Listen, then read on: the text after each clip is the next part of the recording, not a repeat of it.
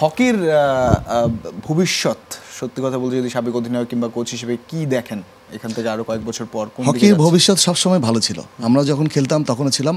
এটা আমরা কখনোই পুঁজি করতে পারিনি সাংগঠনিকভাবে। আমরা বিভিন্ন সময় হকিকে উজ্জীবিত করার চেষ্টা করেছি, কিন্তু সাংগঠনিকভাবে আমরা বারবার পিছিয়ে গিয়েছি। এটা সাংগঠনিকভাবে বলবো যে সারা বছর হকি না করা, ডোমেস্টিক হকিটাকে একটা স্ট্রাকচার না দেওয়া, ডোমেস্টিক হকিটাকে আরও বেশি ট্যালেন্ট আইডেন্টিফিকেশন না করা, এইগুলো কারণ। আপনি আমাদের এই বছর লিগ হচ্ছে 27 মাস পর, আপনি চিন্তা করতে পারেন। তো 27 মাস পর যখন লিগ হয় স্বাভাবিকভাবে কিছু প্লেয়ার হারায় যায়। অর্থকড়ি নাকি প্রফেশনালিজম, কোনটার অভাব আসলে? এটা হলো প্রফেশনালিজম। আপনি মামুন ভাই, আপনার কাছে কি মনে হয় যে ব্র্যান্ডিংও একটা বিষয়, যে প্রপার ব্র্যান্ডিং হচ্ছে না? এটা নিয়ে এখানে কাজ করা উচিত। যারা ফেডারেশনে কাজ করছেন তাদেরকে আরো প্রফেশনালি কাজ করতে হবে। এখানে আমার মনে হয় 24 আওয়ার্স টাইম দেওয়ার বিষয়। আপনি ব্যবসা করেন যাই করেন, আপনি সন্ধ্যার সময় গিয়ে ফেডারেশনে বসে চা বিস্কুট খেলেন, একটা কাজ করলেন, ইটস নট লাইক দ্যাট।